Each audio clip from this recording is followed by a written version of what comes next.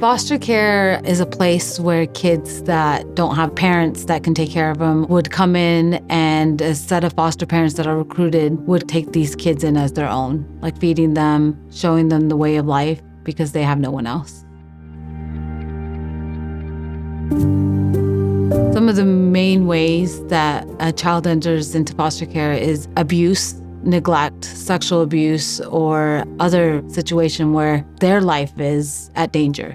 So getting them out of a dangerous situation. It's kids that may not have both their parents through like a tragic event, or it may be the fact that some parents aren't equipped to take care of kids. Like they're not able to handle them due to stress, drug abuse, or mental illness. And therefore kids are neglected, abused, and in situations that they shouldn't be in that can lead to death or effects that can last a lifetime. So these kids are taken in by the state, and the state tries to find homes for these kids to go to where they're taken care of and in a better place than they were.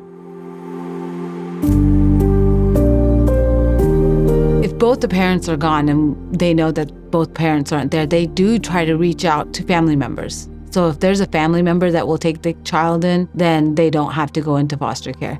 Or they'll do something called a kinship, which is where there's somebody that is family that's there, but they still are in state custody. So that way they can get the resources and stuff that they need for the child. But initially they look for family members or even somebody that knows the child that has been in their school, their principal, their teachers, or just another parent, like somebody that would know this child. They would give them the opportunity to take these kids first.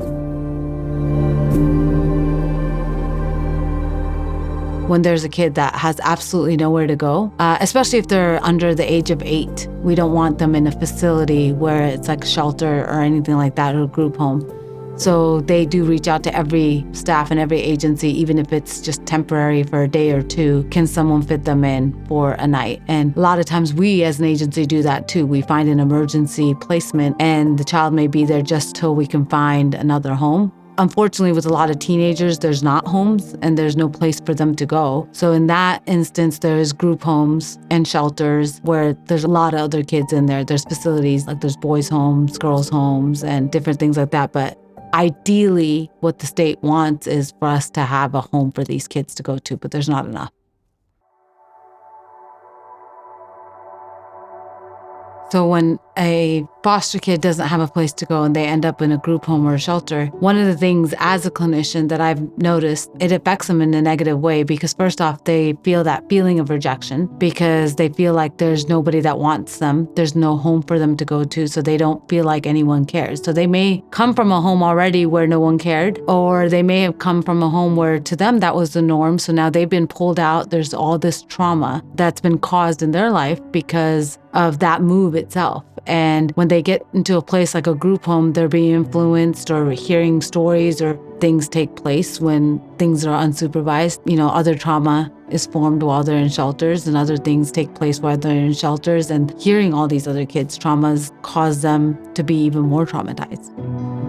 These group homes, I mean, they're great. Some of them that I know, they're amazing people. They do their best. They try to do whatever they can to, accommodate these kids, but there's so many of them and not enough staff. So they're not getting that one-on-one. They're not getting to a place where they're able to give them what they need. They may not be getting the therapy even that they need. Someone coming in and just solely focusing on them. So these kids aren't getting that healing from what they've gone through. So a lot of times when I get these kids from shelters, one of the things that I've noticed is they have so much freedom because no one was focusing on them, to where they've kind of created their own life. They become so independent to where they have a harder time listening to a foster parent that's trying to guide them the right way because they've already been on their own, or they think they've been on their own, to where, they don't want anyone else telling them what to do. That feeling of rejection had stayed in them for so long that they're just rejected now and they don't feel like anyone's there to love them. So a lot of times I've noticed that with kids that come from shelters or group homes, and the trauma has gone for so long that it increased, and to get it back to a place where we're focusing on the trauma takes a lot more time as a clinician from our side.